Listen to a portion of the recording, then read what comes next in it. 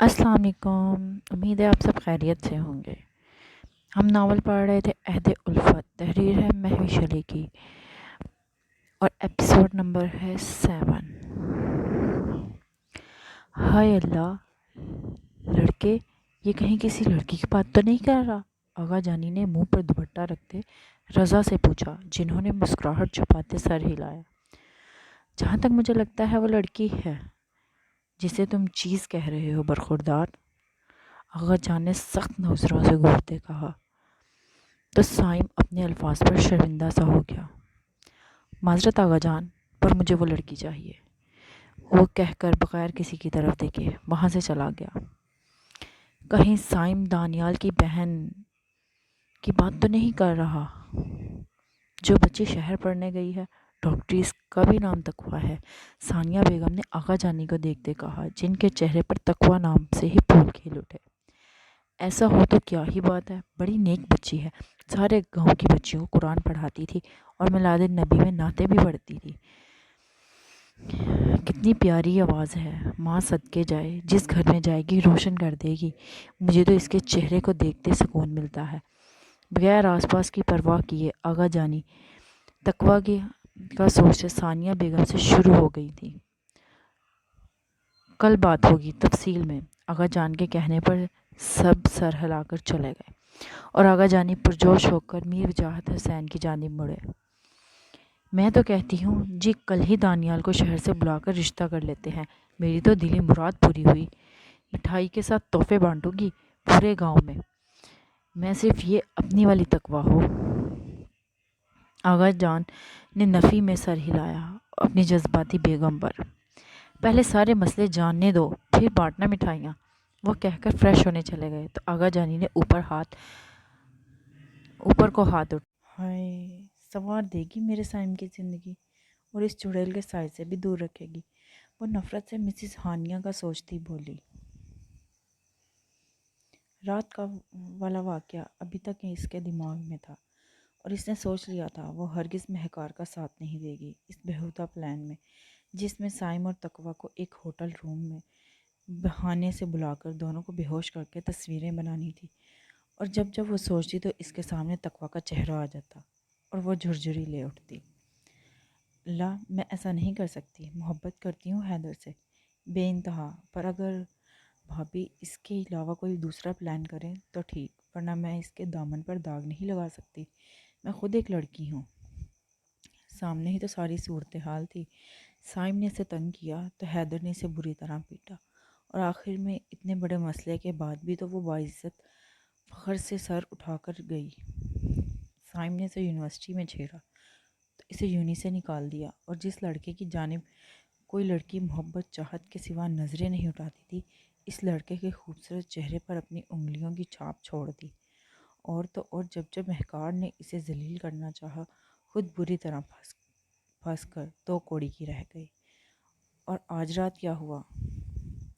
اس کی طرف صرف انگلی اٹھائی، اپنے منہ پر 1000 انگلیاں پڑیں۔ وہ تو نازک مزاج لڑکی سوچتے ہی کام چاہتی۔ پھاڑ میں جائے ایسا پلان، میں تو اپنے مستقبل کو بگاڑ نہیں سکتی۔ کل کلا حیدر کو معلوم ہوا اس آشیش نے اتنا برا کام کیا ہے تو کیا سوچیں گے؟ میں انہیں بدگمان نہیں کر سکتی۔ وہ خود سے ہی باتیں کرتی ٹرے میں کپ رکھے کناروں پر انگلیاں پھیرتی رہی تھی۔ آشی بیٹا لے آؤ، کب سے انتظار کر رہے ہیں۔ عشرت بیگم سے خوشی سے مسکراتی اندر داخل ہوئی تو عائشہ ہڑبڑا کر ہوش میں آئی۔ لائی امی، وہ دوپٹہ سر پر اوڑھے کر بولی۔ اچھا سنو، یہ مت کہنا کہ چائے اور لوزوان تم نے نہیں بنائے، میں نے کہا ہے تم نے بنائے ہیں۔ تمہارے ابو پھپھو تو بہت خوش ہوئے۔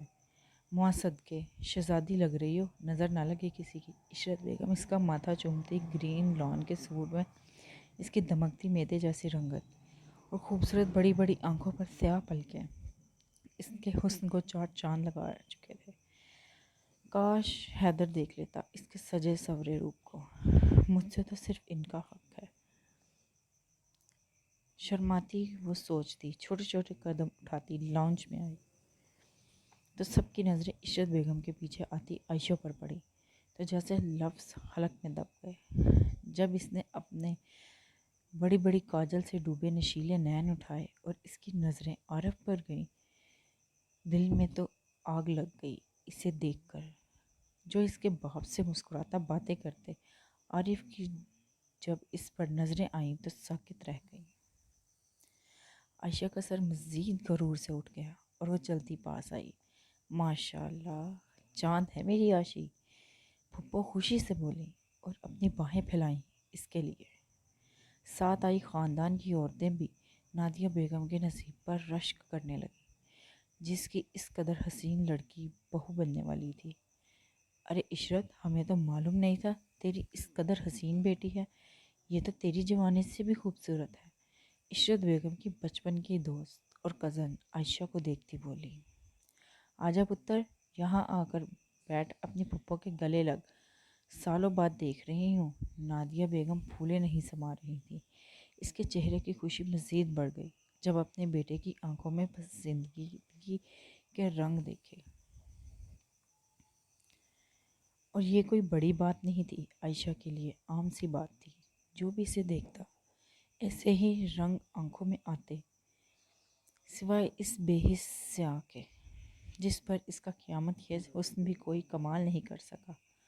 اور اس سے پسند آئی وہ معمولی لڑکی جو عائشہ کی پرچھائی جتنی بھی حسین نہیں تھی۔ یہ اس کی سوچ تھی۔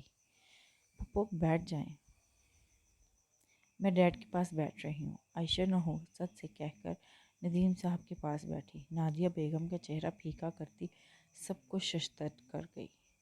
کوئی بات نہیں، باپ کی لاڈیوں میں کہ اتنا تو پیار ہوتا ہے، جہاں باپ بیٹھا ہو وہاں کچھ دکھائی نہیں دیتا۔ وہ محلے والیوں اور اپنے دوستوں کے سامنے شرمندگی کو چھپاتی باہیں نیچے کرتی مسکرا کر بولی تو سب نے نہ چاہتے ہوئے بھی سر ہلایا۔ اب اتنا بھی کیا لاڈا بن، سالوں بعد پھپھو ملے، انہیں یوں بے عزت کرے۔ عائشہ کو کوئی فرق نہیں پڑتا تھا اس کے باپ کی نظریں اور ماں کی گھوریاں کیا کہہ رہی ہیں۔ وہ نظریں اپنے لگائی نیل پینٹ پر ٹکاتی بڑے بڑے خوبصورت ناخنوں کو دیکھنے لگی۔ لیجیے نا۔ عشرت بیگم جلدی سے اٹھ کر سب کو چائے اور لوزمات پیش کرنے لگی اور انہیں ٹوٹ پڑتا دیکھ کر عائشہ کو ابکائی آئی۔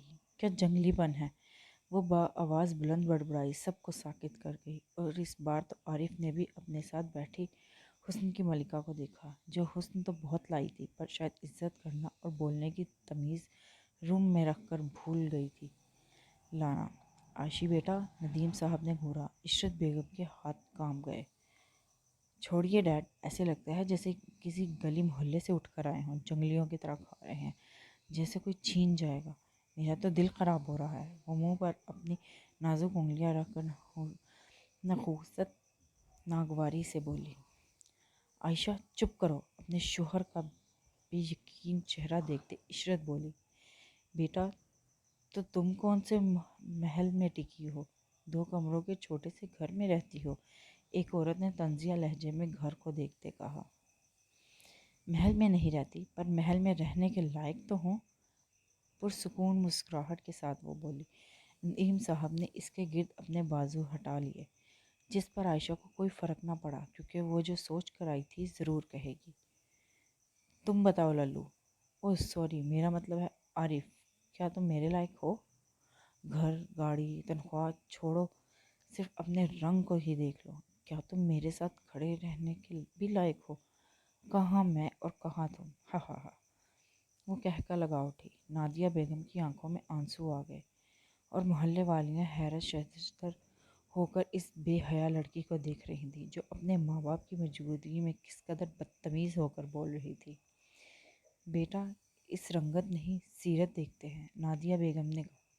اوہ معاف کیجیے گا پھپھو، اب غلط کہہ رہی ہیں، سیرت آج کل کے دور میں کوئی نہیں پوچھتا۔ میں حقیقت پسند لڑکی ہوں، ان جاہل باتوں پر یقین نہیں۔ لڑکی، اور پلیز اپنے بیٹے کے لیے ایسی کوئی ڈھونڈیں جو اپنے ڈبے جیسے گھر میں ایڈجسٹ ہو سکے۔ مجھ سے تو ایسی کوئی امید مت رکھیے گا کیونکہ میں نہیں گزارا کر سکتی۔ چولہے پر پھونکے مار کر وہ سیدھا نادیہ بیگم کی آنسو بھری آنکھوں میں دیکھتی کہہ رہی تھی، اور عارف اپنی ماں کی اس قدر انسلٹ پر مٹھیاں بھیجے بیٹھا تھا صرف اپنے ماموں کے لحاظ سے، ورنہ اس بد لحاظ غرور میں ڈوبی لڑکی کا منہ توڑ دیتا۔ چلتی ہوں اور مجھے امید ہے میرا جواب آپ سمجھ گئے ہوں گے۔ وہ اٹھتی مسکرا کر بولی اور ایک نظر سرخ چہرے سے بیٹھے عارف عرف للو پر ڈال کر چلی گئی۔ سالوں بعد تمہارے در پر آئی ندیم اور بہت اچھا سلوک کیا مجھے یہ کبھی نہیں بھولے گا۔ اپنی بیٹی کے منہ سے اس طرح بے عزت کروانے سے اگر تمہیں جواب دینا تھا تو پہلے دے دیتے، یوں سب کے سامنے تو بے عزت نہ کرواتے اپنی بیوہ آپا کو۔ وہ منہ پر دوپٹہ رکھے روتی ہوئی اٹھی۔ ندیم صاحب کندھے جھکائے زمین کو گھور رہے تھے۔ ان کے لیے تو یہ ایک صدمہ تھا۔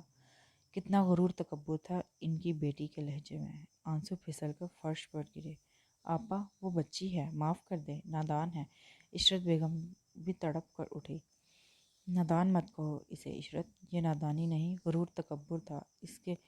اس نے میرے عارف کی بے عزتی کی ہے۔ اس جیسا بھی بنایا ہے اللہ نے بنایا ہے، اور وہ حسین ہے تو اس میں اس کا کوئی کمال نہیں، سب رب کا کمال ہے۔ اور میں بھی دیکھتی ہوں کس محل میں جاتی ہے، کس راجکمار سے شادی کرتی ہے۔ وہ روتی ہوئی عارف کے ساتھ بہت کچھ کہتی نکل گئی اور کچن میں کھڑی عائشہ نے اپنی کامیابی پر ایک رسگلہ منہ میں ڈالا۔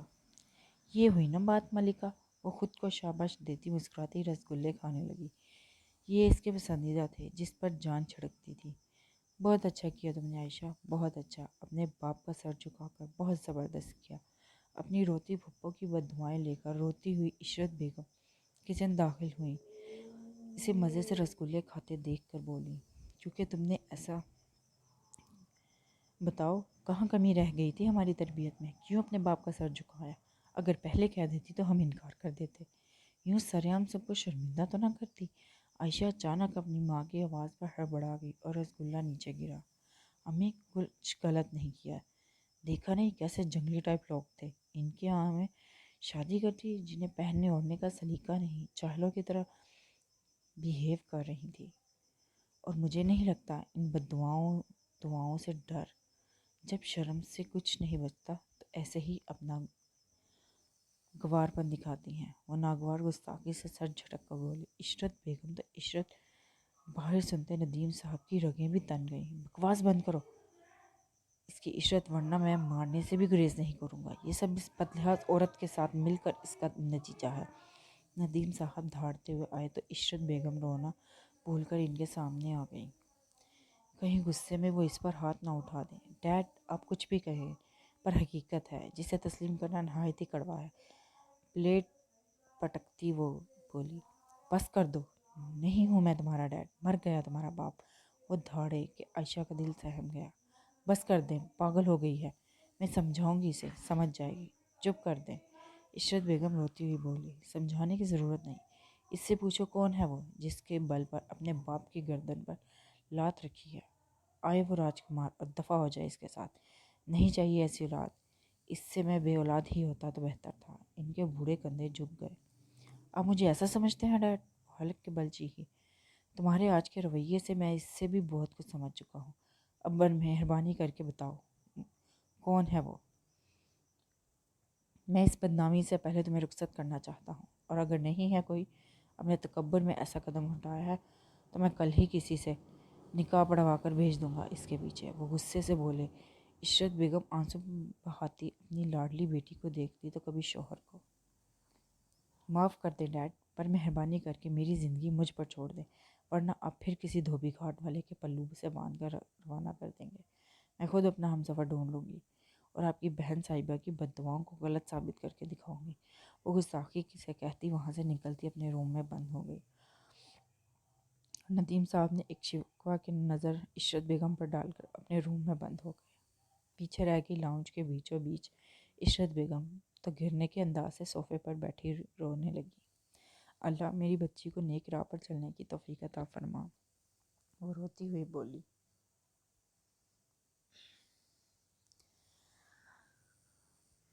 تم یونی نہیں جا رہی؟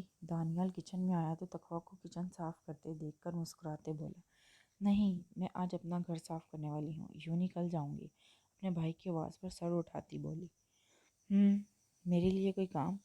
وہ بازو فولڈ کرتا شوز باہر اتار کر اندر داخل ہوا۔ آپ کے لیے یہی کام ہے کہ آرام سے جا کر لاؤنج میں بیٹھے اور مجھے ڈسٹرب نہ کرے۔ مسکراہٹ دبا کر گویا ہوئی۔ ہارون انہیں اپنے گھر میں پہنچنے کے بعد گھنٹے بعد آیا تھا۔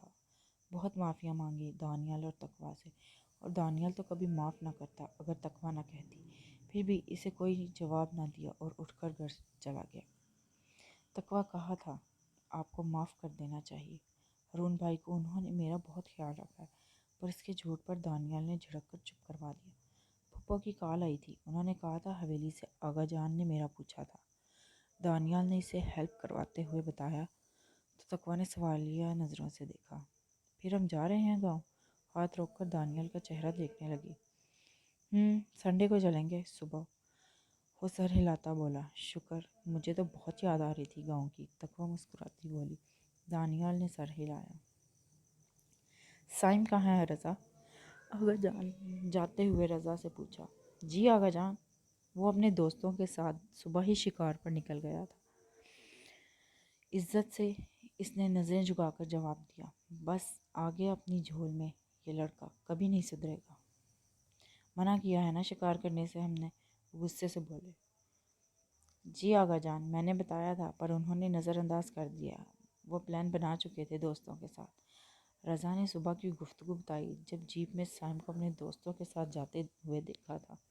تم کہاں جا رہے ہو؟ انہوں نے اسے تیار شیار دیکھ کر پوچھا۔ بابا سائی نے کہا تھا زمینوں پر چکر لگاؤں، وہیں جا رہا ہوں، اگر کوئی کام ہے تو حکم کریں۔ اس نے مہذب سا کہا۔ نہیں، جاؤ تم، اور سائم کے آتے ہی اسے میرا پیغام دینا کہ مجھ سے آ کر فوراً ملے۔ اور وہ کہہ کر چلے گئے تو رضا سر ہلا کر باہر کی جانب اپنے قدم اٹھانے لگا۔ آپ نے کیا سوچا آغا جان سائم کے بارے میں؟ میر وجدان صاحب نے آغا سے پوچھا۔ دونوں اس وقت ڈرائنگ روم میں بیٹھے تھے۔ سوچنا کیا، ہم نے معلوم کروایا ہے وہ دانیال کی بہن ہے، اپنے گاؤں کی ہے۔ مجھے اچھا لگا، کل تیاریاں کرنا، چلیں گے شہر، کوئی کمی نہیں رہنی چاہیے۔ ہم نے کوئی بات رد نہیں کی اپنے پوتوں کی، اور سب کو اپنی پسند سے شادیوں کا حق دیا، اور یہ حق سائم کا بھی ہے۔ ان کے کہنے پر وجدان صاحب نے سر ہلایا۔ آپ کا حکم سر آنکھوں پر۔ آپ اماں جان کو بتا دیں، وہ ثانیہ کو کہیں گی تو ساریاں تیاریاں کروا لیں گی۔ آپ بے فکر رہیں، وہ مسکراتے ہوئے بولے تو آغا جان نے بچے کی طرح منہ بنایا۔ اپنی ماں کو خود بتاؤ، ورنہ جوش سے ہمارا سر کھا جائیں گی۔ شانے پر شال درست کرتے ہوئے بولے تو وجدان صاحب کا کہکا پڑا۔ جو حکم آپ کا، ہم میٹنگ میں جا رہے ہیں، شہر کچھ کام ہے تو کہیے۔ ان کے کہنے پر آغا جان نے نفی کی تو وہ سر ہلا کر چلے گئے اور گارڈ کے ساتھ اپنی گاڑیوں میں بیٹھے۔ تمہیں آغا جان اپنے روم میں بلا رہے ہیں، سائم کو شکار سے لوٹتے دیکھ کر رضا نے کہا تو وہ اس کی طرف ریوالور پھینک کر آغا جان کے روم کی طرف مڑ گیا، اور رضا اس کا یوں ریوالور کیچ کر کے اس کے روم میں آیا اور دراز میں رکھ کر وہاں سے نکل آیا۔ السلام علیکم آغا جان، وہ دروازہ انگلی سے نوک کرتے بولا اور اندر داخل ہوا۔ وعلیکم السلام، اب لوٹے ہو؟ سلام کا جواب دیتے تیکھے لہجے میں سوال آیا۔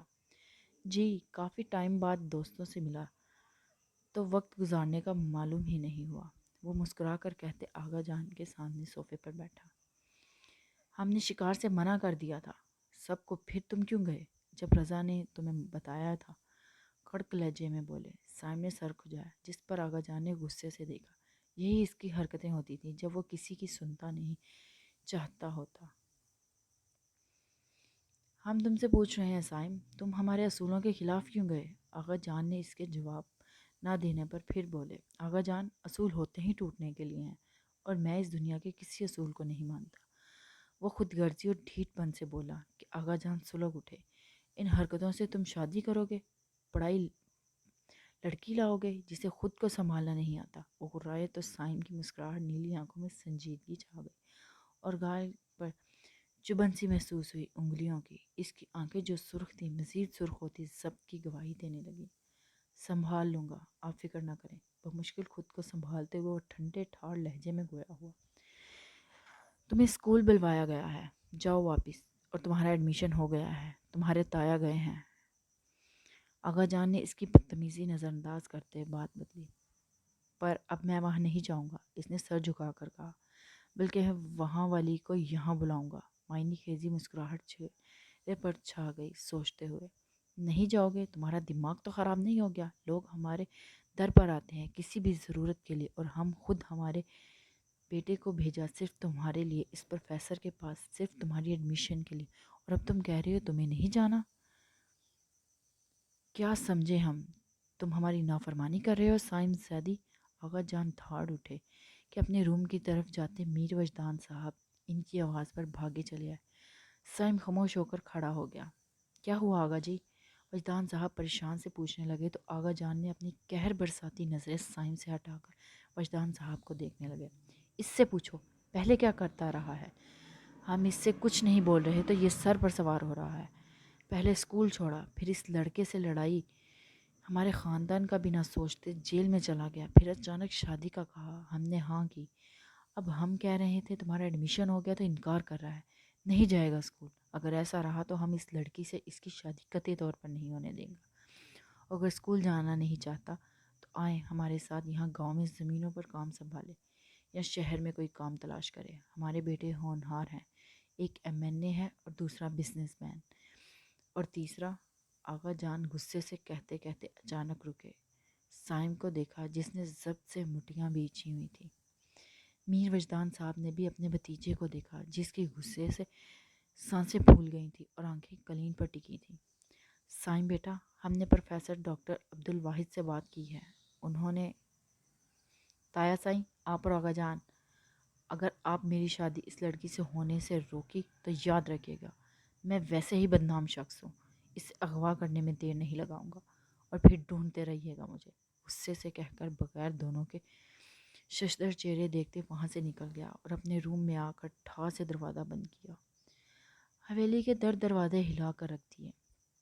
تم نے دیکھا وہ کتنا بدتمیز ہو گیا ہے؟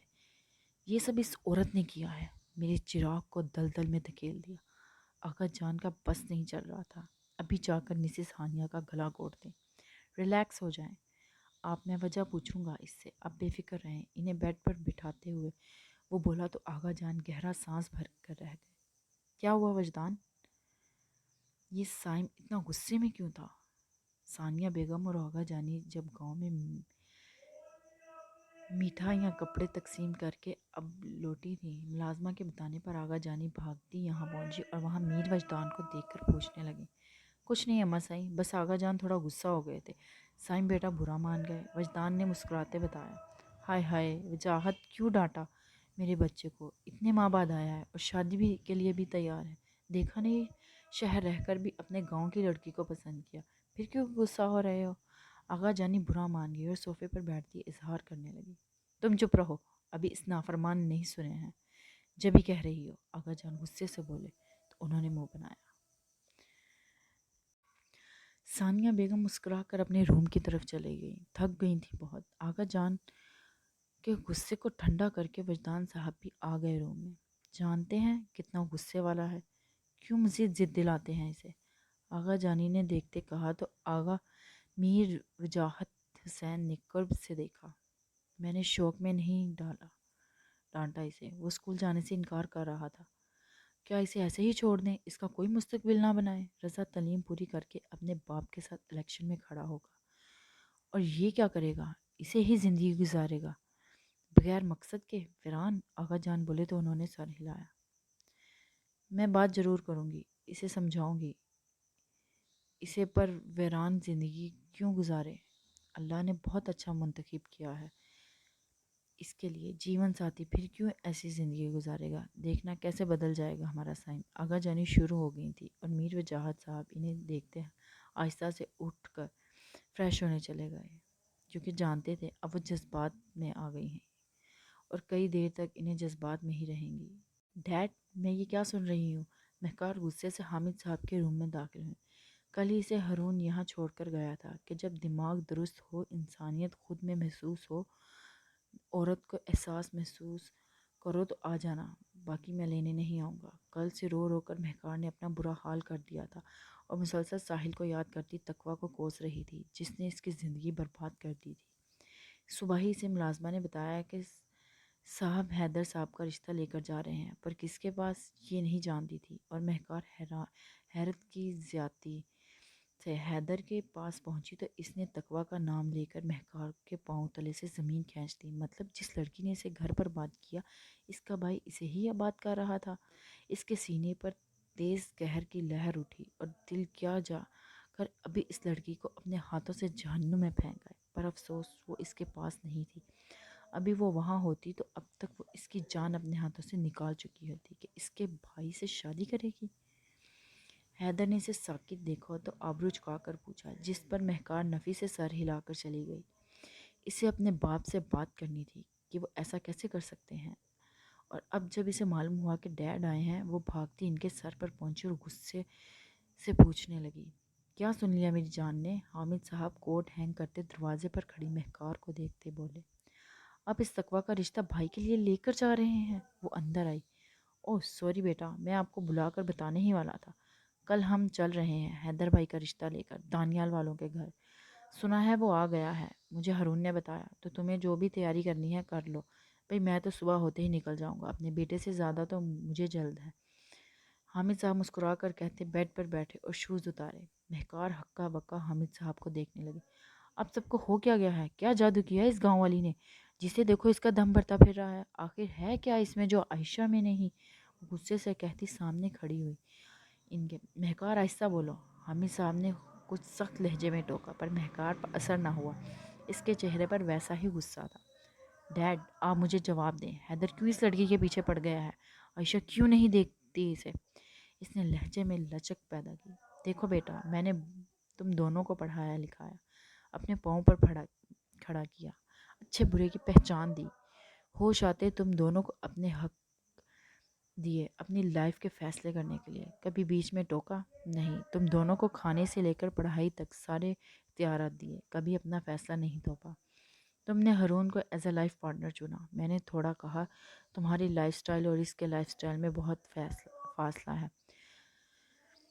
فیصلہ تمہارا ہی تھا، تو تم نے اسے اپنا جیون ساتھی منتخب کیا۔ اب یہ حیدر کی لائف ہے، اگر وہ تقویٰ بیٹی کو لائف پارٹنر چاہتا ہے تو مجھے نہیں لگتا ہم دونوں کو بیچ میں آنا چاہیے، کیونکہ زندگی اسے گزارنی ہے تو وہ اپنا اچھا برا جانتا ہے ہم سے بہتر۔ حامد صاحب نے مہکار کا منہ بند کروا دیا۔ پر ڈیڈ آپ جانتے ہیں اس لڑکی نے کیا کیا؟ میرا گھر برباد کر دیا، وہ آخری ہتھیار استعمال کرتی روتی ہوئی بولی تو حامد صاحب نے افسوس سے اسے دیکھا۔ مہکار مجھے لگتا ہے واویلا مچانے سے بہتر ہے تم خود پر نظر ثانی کرو، تم اپنے گھر سے بے گھر کیوں ہو؟ حامد صاحب کے کہتے باتھ روم میں بند ہو گئے اور مہکار کو لگا اسے اپنے لفظوں سے تماچا مارا ہو۔ اس کا چہرہ سرخ پڑ گیا، وہ روتی ہوئی پاؤں پٹکتی روم سے نکلی۔ روم میں آ کر اپنا موبائل نکالا اور جلدی سے عائشہ کا نمبر ملایا۔ ہیلو بھابھی، آپ کہاں ہیں؟ میں 3 بار گھر کا چکر لگا چکی ہوں پر آپ نہیں ہیں، آنٹی بھی کچھ نہیں بتا رہی۔ اس کی پہلی کال پر ہی عائشہ نے پک کی اور ایک سانس میں بولی، دفع کر سب، یہ کل ڈیڈ جا رہے ہیں حیدر کا رشتہ لے کر اس کالی کے لیے۔ اس کے غصے سے کہا تو دوسری طرف جو اس کے جواب کی منتظر تھی، اس بات پر سکتہ چھا گیا۔ کیا کہا؟ عائشہ کا حال ایسا تھا جیسے کاٹو تو لہو بدن میں نہیں۔ اس کے ہاتھ پاؤں کانپنے لگے اور وہ دیوار کا سہارا لے کر چلتی بیڈ پر گرنے کے انداز میں گری۔ حیدر کا رشتہ لے کر جا رہے ہیں ڈیڈ، وہ بھی کل، اس نے مسکراہٹ روکتے اپنے ناخنوں کو پھونک مار کر کہا، اور دوسری طرف عائشہ کے ہاتھ سے موبائل گر کر گود میں گرا اور جب سکتہ ٹوٹا تو پھوٹ پھوٹ کر رونے لگی کہ مہکار جو اس کی حالت پر انجوائے کر رہی تھی اس کی دھاڑوں پر ہڑبڑا گئی۔ آشی جان بات تو سنو میری چندا، دیکھو میں ابھی زندہ ہوں، ایسا ہرگز نہیں ہونے دوں گی، حیدر صرف تمہارا ہے، وہ کسی کا نہیں ہو سکتا، رونا بند کرو۔ مہکار پریشان ہوتی اس کی بڑھتی دھاڑوں پر منتیں کرنے لگی پر ناکام رہی۔ کیا ہوا عائشہ بیٹا؟ عشرت بیگم گھبرا کر بھاگتی آئیں۔ ندیم صاحب دفتر سے نہیں لوٹے تھے، اس وقت صرف وہ تھی اور عائشہ۔ امی وہ عائشہ روتی ہوئی اپنی ماں کو دیکھتی بولنے کی کوشش کرنے لگی پر ناکام، اور مہکار کے تو اوستان خطا ہو گئے۔ اگر اسے عشرت بیگم سے کہہ دیا تو کیا ہوگا؟ وہ سب تو یہ سوچیں گے کہ ان کی بیٹی کو بگاڑنے میں پورا ہاتھ اس کا ہے۔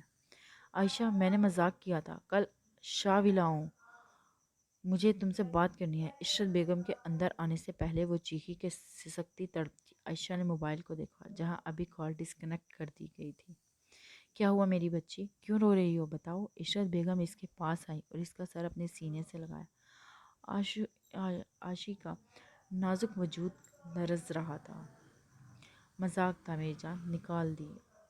مذاق تھا؟ میری جان نکال دی تھی بھابھی، اور آپ مذاق کر رہی ہیں؟ اور عشرت بیگم کے سینے سے لگی ہوئی بڑبڑا رہی تھی، کیا ہوا تھا بتاؤ مجھے، کیوں رو رہی تھی ایسے؟ اس کا بھیگا چہرہ اٹھاتے عشرت بیگم پوچھنے لگی۔ وہ انہیں الجھتی پرسوچ نظروں سے دیکھنے لگی جس کا دماغ کہیں اور ٹکا ہوا تھا۔ مجھے کل جانا چاہیے شاولا، وہ بڑبڑائی اور عشرت بیگم کو حیرت میں چھوڑ کر اس کے سینے میں چھپ گئی۔ کچھ نہیں امی، مجھے یہیں سونا ہے، آپ کی دھڑکنیں سنتے ہوئے وہ کہتی عشرت بیگم کو پریشانی میں بھی مسکرانے پر مجبور کر گئی۔ تم چلو نا ساتھ، ہونے والی بھابھی دیکھ کر خوش ہوگی تمہیں۔ رضا نے جیبوں میں ہاتھ پھنسائے کھڑے سائم سے کہا، جو گاڑیوں میں رکھتے سرخ کپڑے سے ڈھکے تھالوں کو دیکھنے لگا جس میں زیورات اور اس کے لیے کپڑے مزید سامان کے ساتھ فروٹس مٹھائیاں تھیں۔ ملازمہ کو دیکھ رہا تھا۔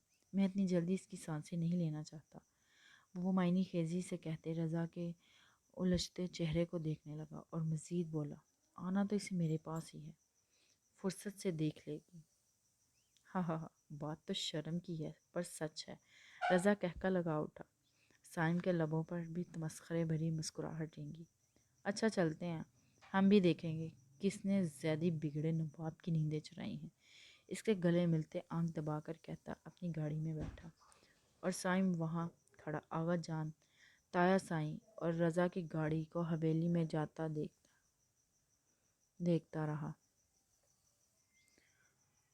وہ آٹو والے کو کرایہ دیتی کلچ سنبھال کر شاہ ولا کے سامنے اتری۔ بے ساختہ اس کے لبوں پر مسکراہٹ رینگی، سوچتے ہوئے ایک دن یہ اس کا ہوگا، اس کی مالکن وہ خود ہوگی۔ وہ مسکراتی آگے بڑھی، ابھی کچھ قدم مزید اس کی جانب اٹھاتی کہ چند گارڈز نے گیٹ کھولا اور دو گاڑیاں آگے ایک دوسرے کے پیچھے نکلی۔ عائشہ نے ہونک بنی جھٹ دیکھا جہاں ایک گاڑی میں حامد صاحب تھے اور پیچھے ملازم، دوسری گاڑی میں جو پیچھے تھی اس میں اس کا حیدر، جسے دیکھتے ہی مسکرا دی۔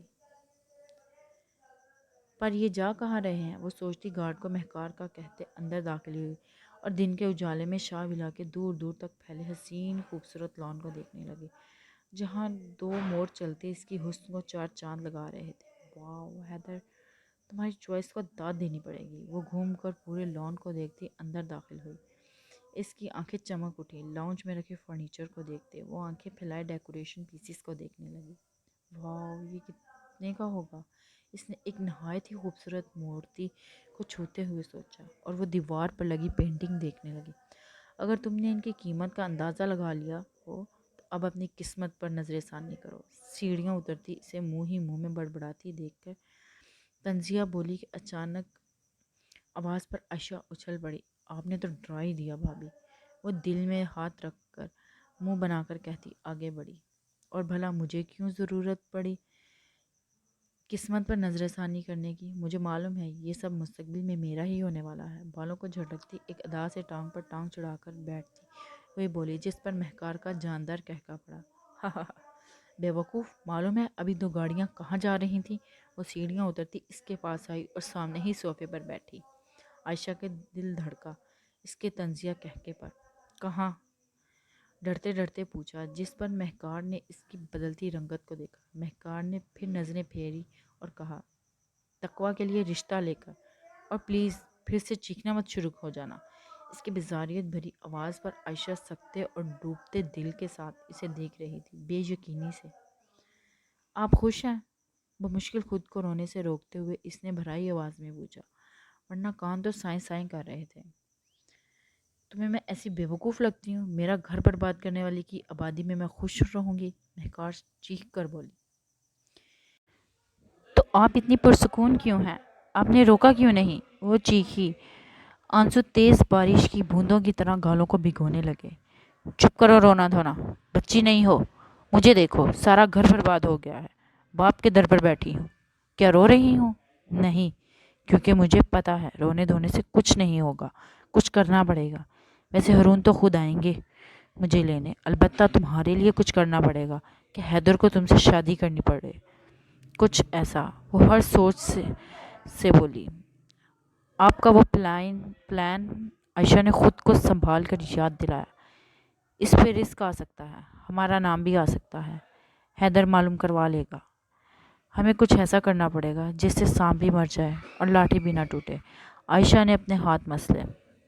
بھابھی کچھ کریں ورنہ ایسا نہ ہو آپ صرف پلان بناتی رہ جائیں اور وہ تقویٰ شادی کر کے گھر بھی آ جائے، عائشہ نے بھاری آواز میں کہا، اور پھر اسے سوچوں میں دیکھ کر خود بھی سوچنے لگی۔ ویسے تو مجھے یقین ہے وہ کمینہ دانیال کبھی بھائی کے رشتے کے لیے تیار نہیں ہوگا، کیونکہ وہ جانتا ہے اگر وہ یہاں آئی تو میں اس کا گلا گھونٹ دینا ہے۔ مہکار عائشہ کو دیکھتی بولی تو عائشہ نے اسے دیکھا۔ اگر ہاں کر دی تو میں یہ رشتہ نہیں ہونے دوں گی، پر اس کے لیے آپ کا ساتھ چاہیے، عائشہ نے کہا تو مہکار نے اسے دیکھا۔ کیوں، کیا کرنے والی ہیں؟ مہکار ہنسی، اسے اپنے رنگ میں رنگتے دیکھ کر۔ اسے یاد تھا ایک دن اسی نے کہا تھا، نہیں بھابھی، میں اس سے کہتی ہوں وہ بنا دے گی، یہ آپ رکھیں، شاید اس سے میرا مطلب پمپل ختم ہو جائے۔ میل والا جملہ آج تک مہکار کے کانوں میں گونجتا تھا اور اب اس کا دل کر رہا تھا کہے جا کے اب خود جا کر وہ جیل لگا تاکہ تمہارے اندر کا میل کم ہو، پر نہیں، اسے تو اس کے مستقبل کا پلان خراب ہوگا اور ایسا نہیں کر سکتی تھی۔ مجھے جھوٹی پریگننسی رپورٹ چاہیے جس میں میرے ساتھ ریلیشن شپ میں حیدر شاہ کا نام ہو۔ مہکار کو حیرت کا جھٹکا لگا۔ وہ انگش بدنداں ہو کر آنکھیں پھیلائی سے دیکھ رہی تھی۔ اتنی کمینی تو وہ نہیں تھی جتنی یہ ہو گئی تھی۔ کیا کرو گی اس کا؟ پھنسی پھنسی آواز میں مہکار نے پوچھا۔ اگر خدا نہ خواستہ رشتہ ہو گیا تو میں یہ لے کر تقویٰ کے پاس جاؤں گی اور کہوں گی میں حیدر کے ساتھ ریلیشن شپ میں بہت آگے نکل گئی ہوں، خدا کے واسطے اس رشتے سے انکار کر دے اور میرے حیدر کے بیچ سے نکل جائے اور ہم دونوں کو ایک ہونے دے، میری کوکھ میں پلتے بچے کو اس کے باپ کا نام دے دے۔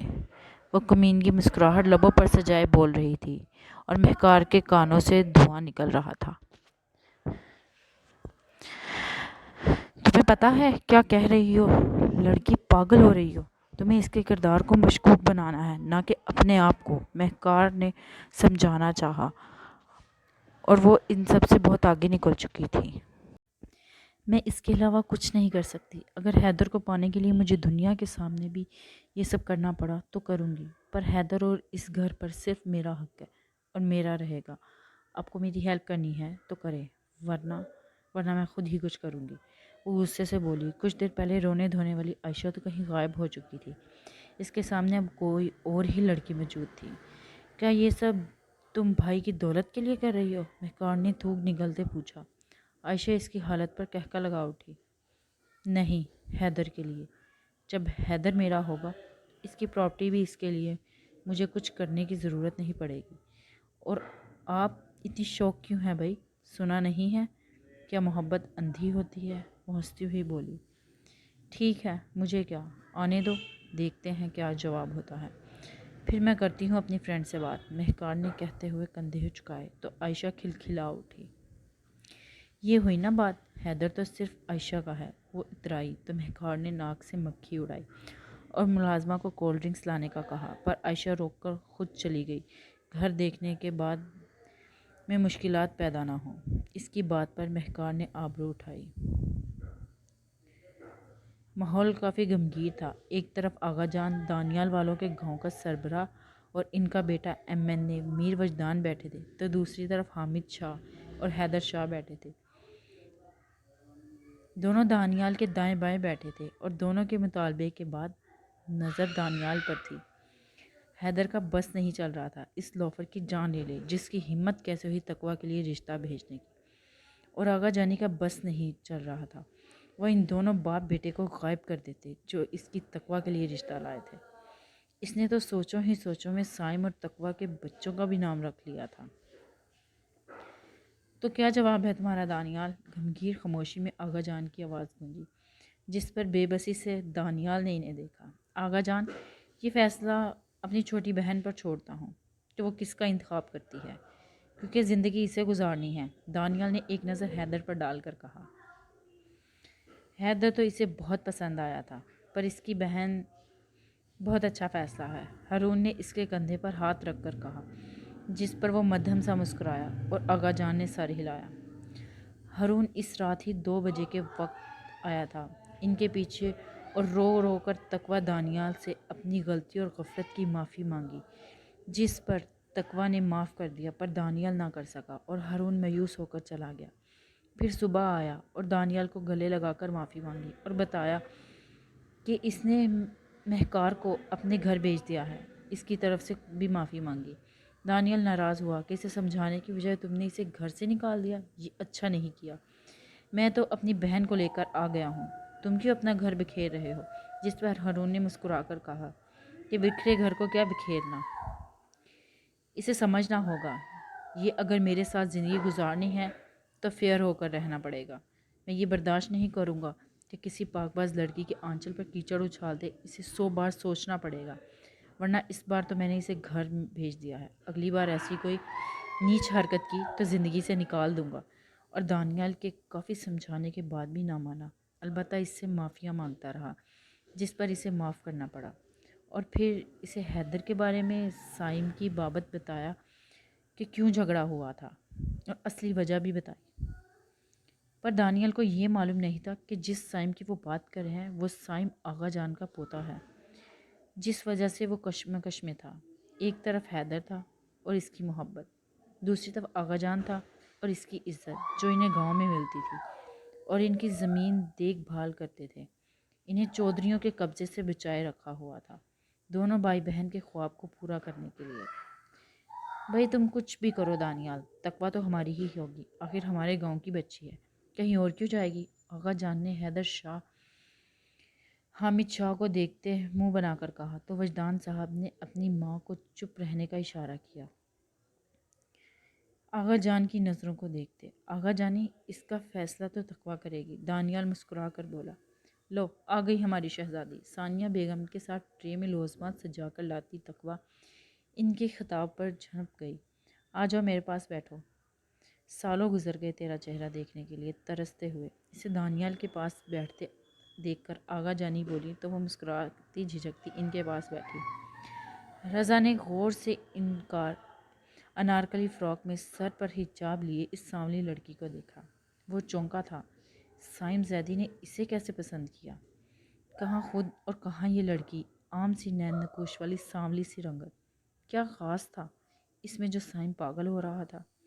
اسے تو کچھ ایسا نہ دکھا، ہاں البتہ اس کی آنکھیں ہو سکتی تھیں جو مسلسل جھکی ہوئی تھیں، جن پر خمد اور سیاہ گھنی پلکیں سیاہ فگن تھیں۔ آغا جانی نے اسے خود سے لپٹا کر محبت کرنے لگی۔ ثانیہ بیگم بھی اس کے سر پر ہاتھ پھیرا۔ پورے گاؤں میں واحد لڑکی تھی جو شہر تعلیم حاصل کرنے آئی تھی اور ماشاءاللہ سے کامیاب بھی ہوئی تھی۔ کچھ اس کی محنت تھی، کچھ بھائی کا ساتھ جو بہت کم لڑکیوں کو وہاں حاصل تھا۔ مختلف پرفیوم کی خوشبو میں ایک جانی پہچانی خوشبو کو سونگھتے الجھ کر پلکیں اٹھائیں تو دھک سے رہ گئی۔ سامنے اضطرابی کیفیت میں بیٹھے حیدر اور اس کے باپ کو دیکھ کر جو دانیال اور آغا جان سے محض گفتگو تھے، اس کے دیکھنے کے اسی وقت حیدر نے بھی اسے ان عورتوں کے بیچ دیکھ کر اضطرابی کیفیت میں گھلتا، بے چینی کو حدود کو چھوتا دیکھنے لگا تو دونوں کی نظروں میں اس تصادم پر دل دھڑک اٹھے۔ جہاں حیدر کے لبوں پر تبسم کھلا تھا وہیں تقویٰ گھبرا اٹھی تھی اس کی موجودگی پر۔ آخر وہ یہاں کیا کر رہا تھا اس کے باپ کے ساتھ؟ آج تجھے ہمیشہ کے لیے حویلی کی رونق بنانے آئے ہیں، مانگ کر اپنے سائم کے لیے، آغا جانی نے کہا تو ثانیہ بیگم مسکرا دی۔ سائم؟ تقویٰ نے الجھ کر انہیں دیکھا۔ ارے اپنا سائم زیدی، میرے جگر کے ٹکڑے، محروم میر وہاب کا بیٹا، اپنا سائم جو تیرے ساتھ ہی شاید ڈاکٹری پڑھتا ہے۔ آغا جانی نے تقویٰ پر اپنے لفظوں سے قیامت برپا کر دی تھی۔ وہ ہکا بکا بیٹھی، کبھی دانیال کو دیکھتی تو کبھی آغا جانی کو۔ اس نے کچھ بھی تو نہیں چھپایا تھا اپنے بھائی سے، پھر وہ کیسے انہیں کس آس سے بیٹھا تھا؟ بھیج کیوں نہ دیا انہیں دروازے سے کہ اس شخص کا چہرہ دیکھنا بھی اس کی بہن گوارا نہ کرے؟ کجا کے شادی؟ سائم زیدی یہ وہی ہے نا جس نے تقویٰ ششدر سے حیدر نے غصے سے کہا، جس پر حامد صاحب نے دانیال کا سرخ چہرہ دیکھ کر اسے چیک کروا دیا۔ آغا جان، میر وجدان صاحب اور رضا ناسمجھی سے اچانک اس صورتحال کو سمجھنے کی کوشش کرنے لگے۔ ایسا کیا ہو گیا؟ سائم کا نام سن کر تقویٰ ایک ڈبڈباتی نظر سے سامنے بیٹھے دانیال پر ڈال کر اٹھ کر وہاں سے بھاگ گئی۔ اے لو، اسے کیا ہوا؟ آغا جانی نے پریشانی سے پوچھا۔ کہ رضا کا موبائل بجا، وہ ایکسکیوز کرتا اٹھا۔ ہاں یار، ایسا کیا کارنامہ انجام دے دیا شہر میں کہ تیرا نام لیتے ہی سکتہ طاری ہو گیا ہے سب پر۔ رضا نے موبائل کان سے لگاتے سائم کے ہیلو کہنے پر کہا، سب سے کیا مراد ہے تمہارا؟ وہاں تو صرف اس کا بھائی ہے نا؟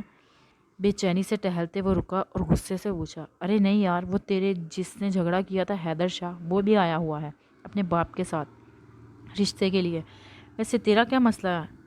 کیا کیا ہے تو نے؟ پہلے لڑکی کے ساتھ کہیں کوئی چھیڑ چھاڑ تو نہیں کی جو وہ کہہ رہا تھا؟ سائم زیدی یہ وہی ہے نا جس نے تقویٰ آگے اس کے باپ نے چپ کروا دیا، پر تیرے نام سے اس کے چہرے پر سرخی سے اندازہ لگایا جا سکتا تھا کہ وہ کتنا غصہ ہے۔ رضا نے بتایا تو سائم نے مٹیاں بھینچیں۔ اس دانیال نے کیا کہا وہ بتا؟ اور لڑکی نے بے چینی سے پوچھا۔ کہاں یار، وہ بھی غصے میں ہے اور لڑکی تو روتی ہوئی بھاگ گئی۔ روم میں دیکھتے ہیں کیا ہوتا ہے۔ رضا نے صورتحال بتائی تو سائم نے لب دبا کر گہرا سانس بھرا۔ اس کی نیلی سرخ آنکھیں مزید رنگ گہرا کر گئیں۔ جاؤ جا کر بیٹھو، میں بھی سننا چاہتا ہوں ان کا فیصلہ۔ صوفے پر بیٹھے سگریٹ میں منہ دباتے اس نے کہا تو رضا سر ہلا کر واپس آیا اور اپنی جگہ پر بیٹھا۔ میں آتا ہوں، دانیال بغیر کسی کی طرف دیکھے کہہ کر چلا گیا۔ حامد صاحب نے حیدر کو دیکھا۔ مجھے آپ سے یہ امید نہیں تھی بھائی، آپ اس شخص کے رشتے کے لیے آغا جان والوں کو بٹھائے رکھیں گے، بلکہ مجھے بھی بلائیں گے۔ دانیال کے سامنے بیٹھے پر تقویٰ نے روتے ہوئے کہا تو وہ تڑپ اٹھی۔ میر جان مجھے معاف کر دو، مجھے سچی میں نہیں معلوم تھا یہ اپنے گاؤں والا سائم ہے، آغا جان کا پوتا۔ میں تو سمجھا تھا کوئی شہر کا لڑکا ہوگا بدمعاش، پر یہاں تو وہ اس کا چہرہ تھام کر بے بسی سے بولے اور آنسو صاف کرنے لگی۔ تمہیں رونے کی ضرورت نہیں، میں بھی جا کر انہیں جانے کا کہتا ہوں، اور تم رونا بند کرو۔ دانیال اس کا چہرہ سینے سے لگائے بولا، نہیں بھائی، آپ انہیں نکالیں، نہ آپ آغا جان کو بلائیں، مجھے ان سے بات کرنی ہے اور ان کے بعد جو فیصلہ ہوگا وہ ہمیں منظور ہوگا۔ تقویٰ کے کہنے پر دانیال سرخ آنکھیں مسلتے اٹھا کر باہر آیا۔ آغا جان، آپ سے کچھ بات کرنی ہے، آئیں ذرا یہاں۔ دانیال کی آواز پر سب نے اسے دیکھا اور آغا جان جو اچانک دونوں بھائی بہن کے جانے پر پریشان بیٹھے تھے، دانیال کے بلانے پر اٹھائے اس کے پیچھے۔ روم میں داخل ہوتے انہوں نے پریشان ہو کر بیڈ پر بیٹھی تقویٰ کو دیکھا جس کی آنکھوں میں آنسو بہہ رہے تھے۔ وہ ان کا فخر تھی، ان کی شان، جو گاؤں بھینسوں کے گوبر اٹھانے کی بجائے شہر اپنی تعلیم حاصل کر کے غریب گاؤں کی عورتوں کے لیے ڈاکٹری پڑھنے آئی تھی۔ اپنے گاؤں کی عورتیں جو لیڈی ڈاکٹر کی ناموجودگی پر میل ڈاکٹر سے شرم و حیا کے ماری اپنی بیماریاں چھپا لیتی تھیں اور کھل کر ڈسکس نہیں کر پاتی تھیں، یا شہر تک پہنچنے سے پہلے ہی آنکھیں مون جاتی تھیں، رستے میں ہی سانسیں چھوڑ جاتی تھیں، ان کے لیے وہ کچھ کرنے آئی تھی۔ اپنے پردے حیا کو برقرار رکھنے والی وہی عام سی لڑکی جو گاؤں میں ہوتی تھی، مخلص۔ اس کی آنکھوں میں آغا جان آنسو دیکھ کر تڑپ اٹھے۔ کیا ہوا بچے، آپ رو کیوں رہی ہیں؟ وہ ان کے پاس بیٹھے تو تقویٰ نے نفی میں سر ہلاتے دوپٹہ کچھ اور آگے کھسکایا۔ آغا جان، آپ کا فیصلہ ہماری آنکھوں پر، آپ کی عزت ہمارے لیے سب کچھ ہے، پر ابھی جس امید سے آپ آئے ہیں اس سے پہلے میری کچھ باتیں سن لیں، پھر چاہے جو فیصلہ کریں، میں بیچ میں نہیں بولوں گی۔ وہ کہتی ہوئی آغا جان کو الجھا گئی۔ میری عزت میرے گاؤں کی بچیاں ہیں، تم بتاؤ کیا کہنا ہے؟ یہ آغا کبھی کسی سے زیادتی نہیں کرے گا، فیصلہ حق پہ ہوگا۔ میں تو ایک سوالی بن کر آیا تھا، فیصلہ سنانے نہیں، آغا جان نے تقویٰ کے سر پر ہاتھ رکھتے کہا۔ تقویٰ نے ایک سرد سانس خارج کرتے ایک نظر دانیال کو دیکھ کر بولنے لگی۔ وہ جیسے جیسے بولتی گئی آغا جان کو ساکت کر گئی۔ اس کا سائم، اس کے لاڈلے بیٹے کا خون، اس کا لاڈلا پوتا، اس نے ایک لڑکی کے ساتھ اتنی زیادتی کی، اس لیے اس نے جھگڑا کیا حیدر شاہ سے، اور پروفیسر ڈاکٹر عبدالواحد نے اور دوسرے پروفیسر نے انہیں حرکتوں کی وجہ سے یونی سے نکالا۔ تقویٰ نے آنسو صاف کرتے بات مکمل کی اور دانیال پھر سے سنتے غیظ و غضب کی حالت میں اپنا غصہ کنٹرول کرتے کھڑا تھا۔ مجھے معاف کر دو بیٹا، میں جانتا ہوں ہم معافی مانگنے کے لائق نہیں، پھر بھی میں ہاتھ جوڑ کر معافی مانگتا ہوں اس نالائق کی زیادتی پہ۔ کچھ دیر مکمل خاموش رہنے کے بعد آغا جان ہاتھ جوڑے تقویٰ کے سامنے اور ان دونوں بھائی بہن اپنے سربراہ کو ہاتھ جوڑے دیکھ تڑپ اٹھے۔ نہیں آغا جان، آپ کیوں معافی مانگ کر ہمیں گناہگار کر رہے ہیں؟ پلیز ہاتھ مت جوڑیں۔ دونوں نے آگے بڑھ کر ان کے ہاتھ کھولے اور ان کی پشت پر تقویٰ نے اپنے لب رکھے، کیونکہ باپ کے بعد یہ ایک سہارا تھا دنیا میں ان دونوں پہ۔ ہر وقت گھنا سایہ بنا رہا۔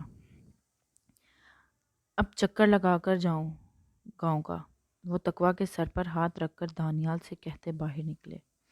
دانیال تقویٰ کو دیکھ کر خود بھی باہر آیا اور تقویٰ دروازے کی آڑ میں ہو کر دیکھنے لگی۔ چلو، بمشکل غصہ ضبط کیے وہ بولے، ورنہ دل کر رہا تھا ابھی سائم اس کے سامنے ہوتا اور اس کا چہرہ سرخ کر دیتا، جس نے اس کا سر شرمندگی سے جھکا دیا تھا۔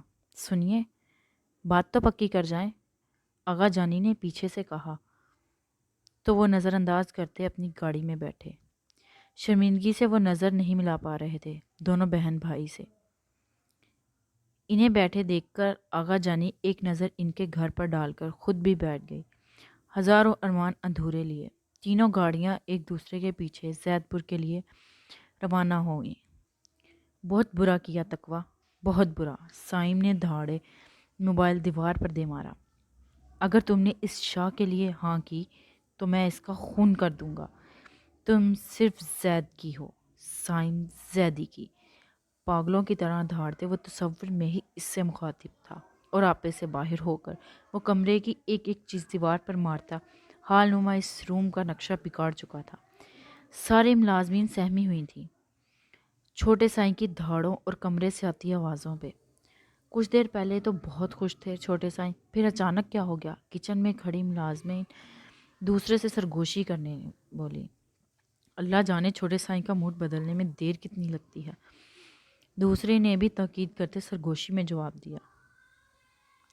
ان کے جاتے ہی ششدر کھڑا دانیال ہوش میں آتے حامد شاہ اور حیدر شاہ سے معذرت کرتا ان کے ساتھ بیٹھا۔ دانیال، اگر تم مہکار کی وجہ سے ہاں کرنے میں ہچکچا رہے ہو تو بے فکر رہو، وہ کچھ نہیں بگاڑ سکتی تقویٰ کا۔ ہارون نے اسے تسلی دی، جس پر دانیال ہنس پڑا۔ وہ مجھے معلوم ہے، وہ کچھ نہیں بگاڑ سکتی اس کا۔ وہ دراصل بات یہ ہے کہ میں پہلے پھپھو جان سے مشورہ کرنا چاہتا ہوں، پھر آپ کو کوئی جواب دے پاؤں گا۔ اس وقت میں کچھ نہیں کہہ سکتا۔ اس کے سلجھے انداز میں کے کہنے پر حامد صاحب کافی متاثر ہوئے۔ یہ تو بہت اچھی بات ہوگی بیٹا، آپ کو اپنے بڑوں کا خیال ہے، حامد صاحب نے مسکراتے کہا تو حیدر بھی مسکرا دیا۔ ہمیں کوئی جلد بازی نہیں، آرام سے بڑوں سے اور بہن کی مرضی پوچھ کر ہمیں جواب دو، انہوں نے کہا تو دانیال سر ہلا گیا۔ اور پھر ادھر ادھر کی باتوں کے دوران اس کی اچھی خاصی حیدر سے گفتگو ہو گئی اور وہ متاثر ہوئے بنا نہ رہ سکا۔ ایسا ہی تو مکمل شخص چاہیے تھے اپنی بہن کے لیے۔ وہ حیدر کو دیکھتے انہیں وہ خاکہ صاف نظر آ رہا تھا جو اس نے اپنی بہن کی جیون ساتھی کے لیے تیار کیا تھا۔ کافی دیر گفتگو کے بعد وہ اٹھ کھڑے ہوئے اور لایا ہوا سامان وہیں رہنے پر زور دیتے دانیال کو مجبور چھوڑ کر اجازت لیتے چلے گئے اور جاتے ہوئے سے بے فکر ہو کر سوچنے اور اپنی بیٹی کی زیادتی کی معافی مانگنا نہ بھولے، اور مہکار کا سوچتے دانیال کے چہرے پر ناگواری پھیل گئی جو حیدر کو بے سکونی کا کارن بنی۔ کیا ہوا ہے؟ کوئی مر گیا ہے کیا خاندان میں؟ وہ مہکار سے مل کر جب لوٹی تھی تو اپنے باپ اور ماں کو پریشان غمگین تاثرات کے ساتھ لاؤنج میں دیکھ کر پوچھے بنا نہ رہ سکی۔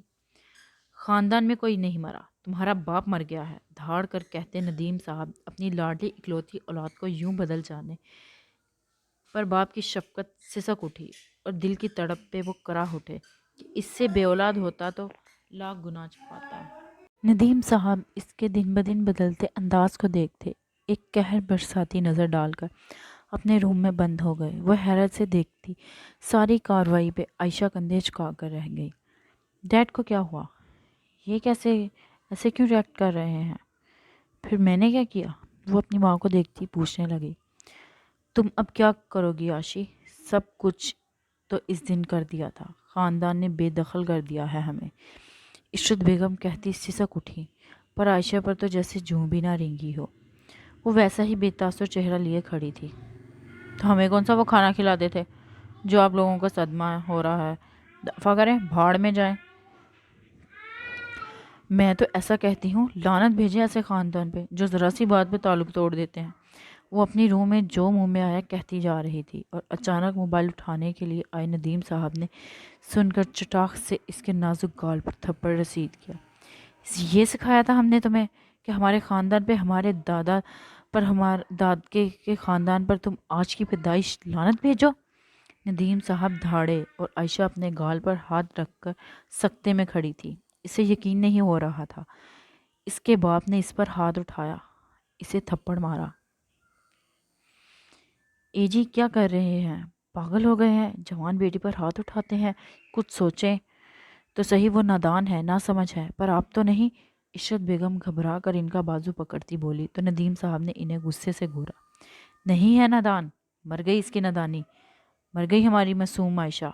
بغاوت ہے یہ، باغی بن رہی ہے، لعنت بھیجے گی یہ کل کل ہم پر۔ گراتے ندیم صاحب واپس اپنے روم میں چلے گئے۔ بیٹا، عشرت بیگم نے عائشہ کو پکارا جو ابھی سکتے میں تھی۔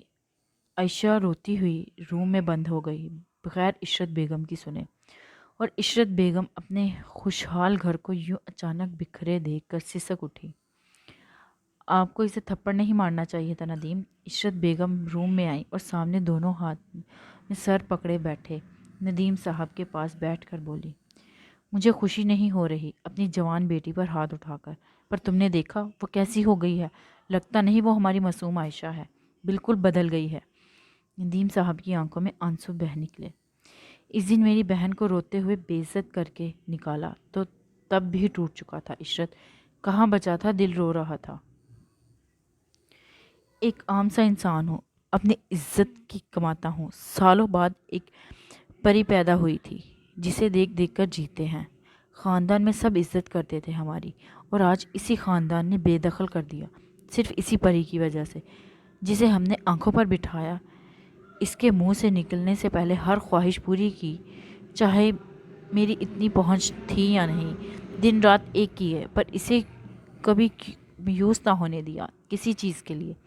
حال البتہ جس تک میری پہنچ نہیں ہوتی تھی اس کے لیے اسے تھوڑا انتظار کرنا پڑتا تھا، تب تک جب تک میں تنکا تنکا جمع کر کے اتنے پیسے اکٹھے کرنا لیتا، چین کی نیند نہ سوتا۔ تھکے تھکے سے ندیم صاحب غمگین لہجے میں گویا ہوئے تو عشرت بیگم نے ان کے لہجے میں درد محسوس کرتے منہ پر دوپٹہ رکھ لیا۔ اب انہیں سمجھ نہ آیا کون سا کیسا دلاسا دے۔ میں سمجھاؤں گی اسے، انشاءاللہ ٹھیک ہو جائے گی، اپنا رویہ بھی ٹھیک کر لے گی۔ ان کے ہاتھ پر اپنا ہاتھ رکھ کر عشرت بیگم بولی تو ندیم صاحب نے انگلیوں سے اپنی آنکھیں صاف کی۔ اللہ اسے ہدایت دے، ایک ہی اولاد ہے، لڑکی ہونے کی وجہ سے میرے تو ہاتھ بن گئے ہیں، کچھ کر نہیں سکتا، نہ زبردستی شادی کروا سکتا ہوں، نہ ہی جان پا رہا ہوں کہ کس وجہ سے وہ یہ سب کر رہی ہے۔ انہیں بے بس دیکھ کر عشرت بیگم دل تھام کر رہ گئی اور بے ساختہ ان کے ہاتھ کو اپنے ہاتھ میں لیا۔ آپ نے مجھ پر ہاتھ اٹھا کر اچھا نہیں کیا ڈیڈ۔ وہ آئینے کے سامنے بیٹھی گال پر سرخ نشان دیکھتی رو رہی تھی۔ کیا غلط کیا تھا میں نے؟ اگر اس للو سے شادی کرتی تو ہمیں خاندان کے ساتھ رکھتا، اگر نہ کرتی تو بے دخل کر دیا۔ 1000 دفعہ برا لگے آپ کو ڈیڈ، میں کہوں گی انہیں ایسا۔ وہ غصے سے چیزیں پٹکتی بولی۔ عائشہ دروازہ کھولو۔ عشرت بیگم چیزیں ٹوٹنے کی آواز پر دروازہ پیٹتی گھبرائی بولی۔ امی چلی جائیں، مہربانی کر کے، میرا کوئی موڈ نہیں آپ کا بھاشن سننے کا، وہ چیخ کر بولی اور موبائل اٹھا کر دیکھنے لگی۔ اسے مہکار کی کال کا انتظار تھا کہ کیا نتیجہ آتا ہے تقویٰ حیدر کا۔ دروازے پر کھڑی اپنی ماں کی منتوں کی نظر انداز کرتی وہ بیڈ پر بیٹھی اور موبائل میں موجود حیدر کی تصویریں دیکھنے لگی۔ سنیے، آپ بتائیں تو صحیح، ہوا کیا؟ کیوں ایسے چلے آئے؟ حویلی میں داخل ہوتے آغا سیدھا اپنے روم میں آگئے بغیر کسی کی سنے، ہزاروں سوال پیچھے چھوڑ کر۔ اس وقت آغا جان کے چہرے پر غیظ و غضب کے تاثرات دیکھ کر کسی اور کی ہمت تو نہ ہوئی، البتہ آغا جانی پیچھے پیچھے آ گئی۔ ان کے سوال پہ آغا جان نے اپنی شریکہ حیات کو دیکھا جس نے انہیں 3 سپوت دیے تھے۔ سب سے بڑا میر وجدان حسین زیدی، دوسرے نمبر پر وہاب زیدی جو معذور تھا اور ویل چیئر پہ، اس کی زندگی کا کامین حصہ تھی، پر اس کے بعد بھی اس نے کبھی خود کو کمتر نہ سمجھا بلکہ ہمیشہ سب سے آگے رہا، پڑھائی میں ٹاپ رہا، باپ کی سپورٹ پہ اپنا بزنس شروع کیا جو بلندیوں کو چھونے لگا۔ سب کو فخر تھا میر وہاب زیدی پہ۔ تیسرے نمبر پر میر وہاب جو ہائر سٹڈی کے لیے امریکہ چلا گیا تھا۔ میر وجدان کا رشتہ خاندان میں ہی کیا گیا تھا۔ ثانیہ بیگم سے وہ ایک مخلص اور نیک دل عورت تھی۔ میر وہاب نے اپنی سیکرٹری مس ہانیہ سے اپنی پسند کی شادی کی۔ دونوں کی محبت عروج پر تھی۔ یہ کہنا ٹھیک تھا کہ مس ہانیہ نے اسے محبت کے جال میں ایسے جگڑا تھا کہ وہ پھڑ پھڑا بھی نہ سکا۔ آغا جان نے ان کی شادی پہ کچھ اعتراض کیا، پر اپنے لاڈلے بیٹے کی خوشی دیکھ کر چپ رہ گئے اور غریب گھر کی لڑکی ہانیہ وہاب سے شادی کر کے حویلی میں آئی، اور اس گمسم سی لڑکی کے رنگ ڈھنگ دیکھ کر سب دنگ رہ گئے۔ کسی سے ٹھیک منہ بات نہیں کرتی تھی، رہن سہن ایسا جیسے دوسرے سب ملازمین ہوں اور وہ مالکین۔ آغا جانی کو بھی ٹھیک سے منہ نہ لگاتی۔ انہوں نے وہاب سے اس کی بیوی کے مغرور پن پر شکوہ کیا تو پہلی بار ایسا طوفان اس عورت نے اٹھایا کہ در و دیوار ہلا کر رکھ دیے، کہ وہاب بھی بوکھلا گیا اس کے زاروں کی طرح رونے پہ۔ اور ہانیہ کا کہنا تھا وہ سب اسے آپ کے جانے کے بعد پرائی سمجھ کر تشدد کرتے ہیں، مجھ سے ملازموں کا جیسا سلوک کیا جاتا ہے، دونوں ساس بہو مل کر مجھ پر ظلم کرتی ہیں، مجھے مارتی ہیں۔ ثانیہ بیگم اور آغا جانی تو صدمے میں تھے اس عورت کی چالاکی پہ، اور اس کی حالت اور بیان کو سنتے وہاب نے چاروں ناچار شہر جا کر رہنے کا فیصلہ کر کے سارے گاؤں کو گمسم کر دیا۔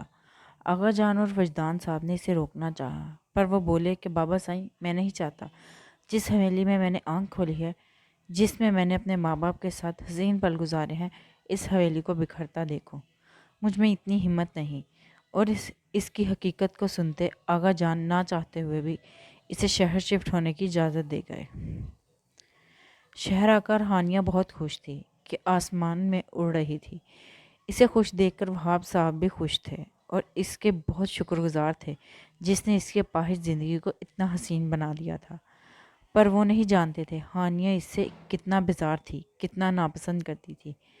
یہ سب تو اس نے صرف وہاب صاحب کی دولت کے لیے کیا تھا، اس سے محبت کا کھیل جس میں وہ کامیاب ہو گئی، اور آج مشہور بزنس مین کی بیوی ہونے کے ساتھ خود بھی ایک کامیاب بزنس وومن تھی۔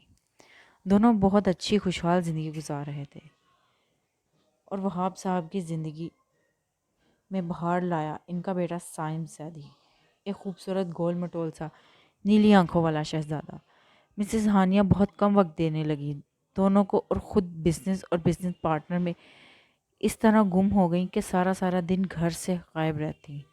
وہاب صاحب کو اپنی بیوی پر پورا بھروسہ تھا، اس لیے انہوں نے خود سنبھالنے کے ساتھ بزنس کافی ان کے حوالے کر دیا تھا۔ حویلی سے کوئی بھی شہر آتا تو اس سے ملے بنا جاتا۔ سائم میں تو سب کی جان تھی کیونکہ وہ ان کے وہاب کا بیٹا تھا۔ کچھ لوگ ایسے ہوتے ہیں کہ چاہے وہ ہمیں محبت دیں یا نہ دیں، پر اس سے خود بخود ہمیں محبت ہو جاتی ہے۔ ویسی ہی وہاب کی قسمت تھی۔ وجدان MNA کی سیٹ پر آیا اور گاؤں کے لیے بہت کچھ کیا۔ نتیجن انہیں عزت تو ملی پر محبت نہیں، جو کچھ نہ کرتے ہوئے بھی وہاب صاحب کے نصیب میں آئی تھی۔ وہ گاؤں آتا تو سارا گاؤں کھل اٹھتا، جب وہ جاتا تو مرجھا جاتا۔ سب ہنسی خوشی زندگی گزار رہے تھے۔ وجدان صاحب کا ایک بیٹا تھا رضا، اور وہاب صاحب کا بیٹا سائم۔ ایسے ہی حسین دن تھے جب حاج کی واپسی ہوئی۔ سب ملے اس سے، بہت خوش ہوئے۔ گاؤں کا پہلا لڑکا تھا جو دوسرے ملک سے تعلیم حاصل کر کے لوٹا تھا، ورنہ تو MNA وجدان صاحب نے بھی یہی تعلیم حاصل کی تھی۔ وحاج نے اپنی تعلیم کی وجہ سے وہاب کی شادی میں آنے سے معذرت کر لی تھی، اور بہت اب سالوں بعد لوٹا تھا تو کچھ دن گاؤں میں اپنی ماں باپ کے ساتھ گزارے۔ ان سے وہاب سے ملنے کا کہتے شہر آیا وہاب کو سرپرائز دینے کے لیے، پر خود ہی سرپرائز ہو گیا جب بلیک ساڑی میں نک سکسی تیار مسز ہانیہ کو دیکھا۔ اور یہی حال مس ہانیہ کا تھا جب وہ مالی کو لان کی کانٹ چھانٹ کی ہدایت کرتے مڑی اور اپنے بالکل سامنے کھڑے اس نوجوان خوبصورت مرد کو پایا، خود کو تکتا۔ دونوں کی آنکھیں ملی تو شیطان جیسے غالب آ گیا اور اپنے رشتے کا احترام بھی چھوڑ دیا۔ اس وقت تو وہ کترا کر وہاب سے ملنے چلا گیا، پر وہ سحر اس کے دماغ پر چھا گئی۔ اور یہی حال مس ہانیہ کا تھا۔ وہ سوئی تو اپنے شریک حیات کے ساتھ تھی، پر دماغ اور خیالات میں صرف وہاب سوار تھا جو بدقسمتی سے اس کا دیور تھا۔ دونوں ایک ہی گھر میں ایک دوسرے سے کتراتے رہے، پر زیادہ دیر نہیں کہ ایک دن پارٹی میں جاتی مس ہانیہ کے ساتھ خود بھی ساتھ چلنے کی درخواست کی۔ وہ کچھ نہ بولی، پر وہاب صاحب نے ہنس کر کہہ دیا، لے جاؤ، آج اپنے بھائی کو بھی، میں تو چلنے سے رہا۔ مس ہانیہ بھائی لفظ پر توجہ دیے بغیر اسے ساتھ لے جانے کے لیے تیار ہو گئیں، اور پھر پارٹی میں دونوں نے ایک دوسرے کی سنگت میں کافی خوشگوار وقت گزارا۔ پھر ایسا چلتا رہا۔ وہ آج گاؤں جانا بھول گیا تھا، اپنے بھائی کی عزت کو بھول کر اسے صرف نہ سمجھنے لگا۔ وہ مس ہانیہ، اپنے شوہر اور اپنے بیٹے کو نظر انداز کر دیا۔ ان کی آنکھوں کے سامنے صرف ایک ہی انسان گھومتا تھا، وہ تھا وہاب زیدی، اس کا دیور۔ اوکے گائز، آج ہم یہیں پہ اختتام کرتے ہیں، پھر ملیں گے کل۔ اپنی قیمتی رائے سے ہمیں آگاہ کرتے رہیے۔